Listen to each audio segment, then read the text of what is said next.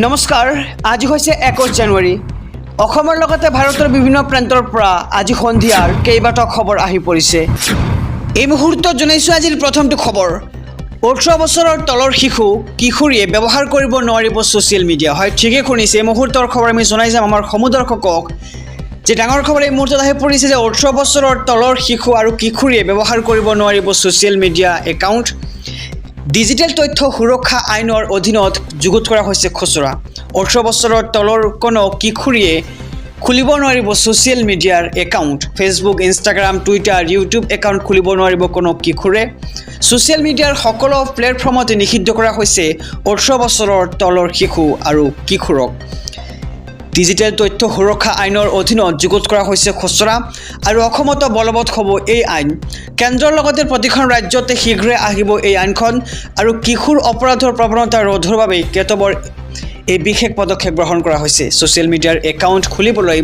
লাগিব অভিভাৱকৰ অনুমতি আৰু ইয়াৰ বাবে অভিভাৱকৰ পৰা অনুমতি বিচাৰিছে চৰকাৰে অনুমতি অবিহনে একাউণ্ট খুলিলেই পৰিব বিপদত এই মুহূৰ্তত জনাইছোঁ আজিৰ দ্বিতীয় নম্বৰ খবৰটো মহিলা চিকিৎসকৰ সৈতে কুকৰ্ম কৰা সঞ্জয় ৰায়ক যাৱজ্জীৱন কাৰাদণ্ড প্ৰদান কৰা হৈছে আৰু দেখা গৈছিল যে অহা বছৰত কলিকতাত এগৰাকী মহিলাৰ সৈতে কুকৰ্ম সংঘটিত হৈছিল আৰু এই কুকৰ্মক লৈ উচ্চতম ন্যায়ালয়ৰ গুৰুত্বপূৰ্ণ ৰায়দান মহিলা চিকিৎসকৰ সৈতে কুকৰ্ম কৰা সঞ্জয় ৰায়ৰ শাস্তি ঘোষণা কৰা হৈছে ইতিমধ্যে সঞ্জয় ৰায়ক যাৱজ্জীৱন কাৰাদণ্ড বিহিলে এইবাৰ আদালতে লগতে 50,000 টকাৰ জৰিমনা বিহিলে সঞ্জয় ৰায়ক এই মুহূৰ্তৰ খবৰ জনাইছোঁ যে কলকাতাৰ RG কৰ হাস্পাতাল কাণ্ডক লৈ শিয়ালদহ আদালতৰ গুৰুত্বপূৰ্ণ ৰায়দান যোৱা বৰ্ষৰ 9 আগষ্টত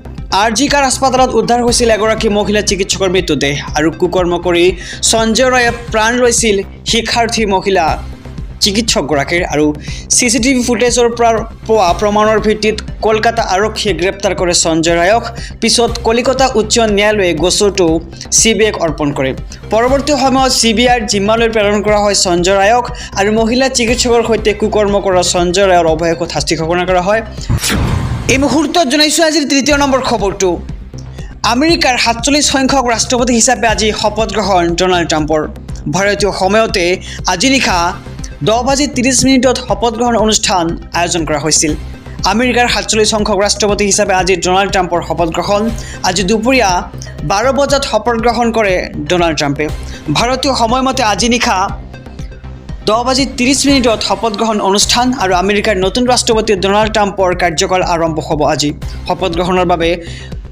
ৱাশ্বিংটন ডিচিত ব্যাপক আয়োজন উপস্থিত থাকিব বিভিন্ন দেশৰ অতিথি আমেৰিকাৰ পৰম্পৰা ইনাগ্ৰেশ্যন ডেট শপত লয় নতুন ৰাষ্ট্ৰপতিয়ে প্ৰতি 4 বছৰৰ অন্তৰে ইনাগ্ৰেশ্যন ডেট অব্যাহত আছে এই পৰম্পৰা আজি দুপৰীয়া 12 বজাৰ পৰা পুনৰ নিৰ্বাচিত ৰাষ্ট্ৰপতি ডনাল্ড ট্ৰাম্পে চমজি লৈছে সকলো কাৰ্যভাৰ আৰু সাধাৰণতে ৱাশ্বিংটনৰ কেপিটলৰ সুদৃশ্য ৱেষ্ট লনৰ অস্থায়ী মঞ্চত ৰাষ্ট্ৰপতিয়ে শপত লয় কিন্তু এইবাৰ প্ৰচণ্ড শীতৰ বাবে কেপিটেল ৰাণ্টুণ্ডাৰ প্ৰাসাদত হ'ব শপত গ্ৰহণ অনুষ্ঠান আৰু বিগত 40 বছৰত প্ৰথমবাৰৰ বাবে এইবাৰ ৱেষ্ট লনৰ অস্থায়ী মঞ্চত নহয় শপত গ্ৰহণ অনুষ্ঠান আৰু ট্ৰাম্পৰ লগতে উপ ৰাষ্ট্ৰপতি JD ভেন্সেও একেখন মঞ্চতে শপত গ্ৰহণ কৰিব আৰু উচ্চতম ন্যায়ালয়ৰ মুখ্য ন্যায়াধীশ জন ৰবাৰ্টে দ্বিতীয়বাৰৰ বাবে শপত বাক্য পাঠ কৰাব আৰু ইলন মাস্ক জেফ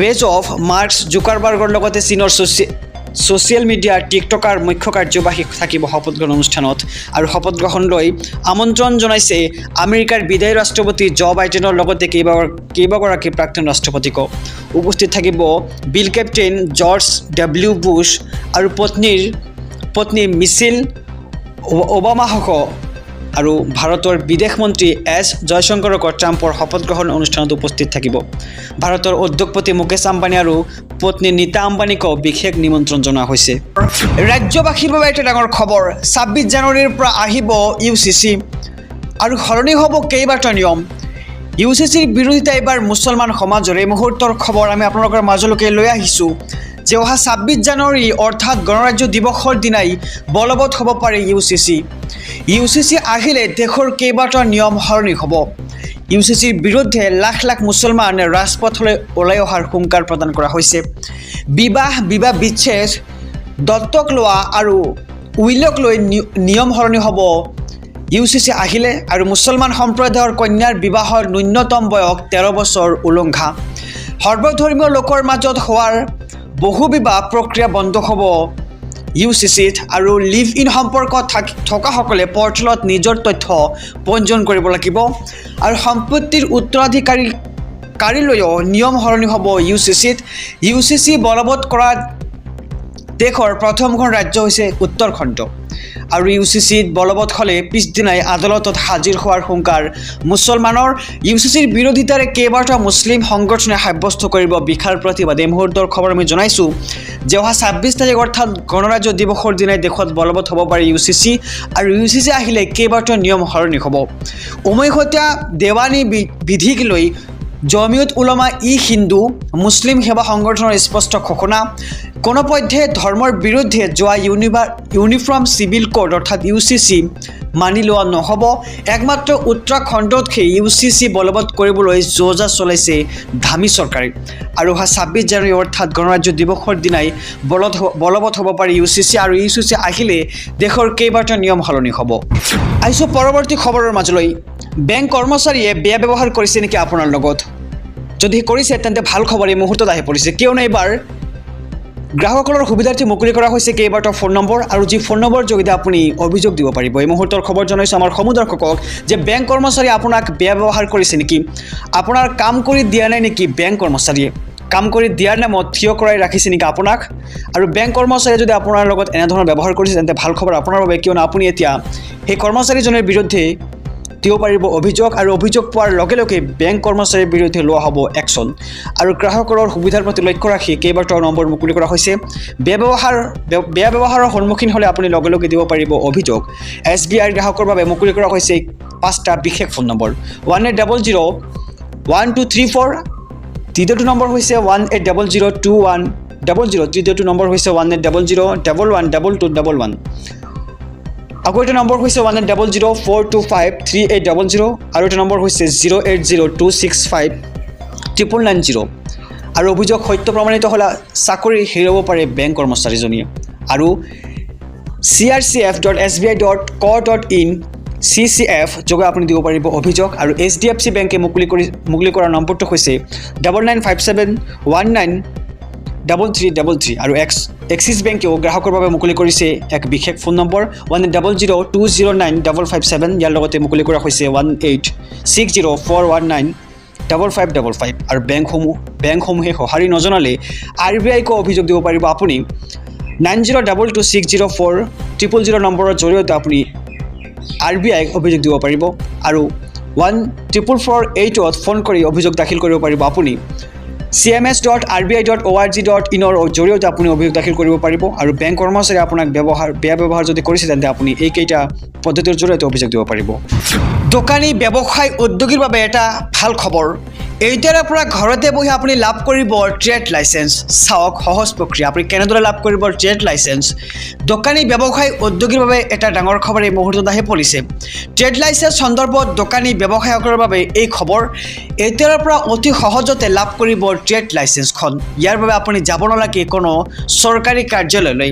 আপুনি ঘৰতে বহি সেৱা সেতু পৰ্টেলত কৰিব পাৰিব আবেদন আৰু অতি সহজতে আপুনি অনলাইনত দিব পাৰিব কৰ আদিও। ট্ৰেড লাইচেন্সৰ বাবে আপুনি প্ৰথমে সেৱা সেতু পৰ্টেলত যাব লাগিব।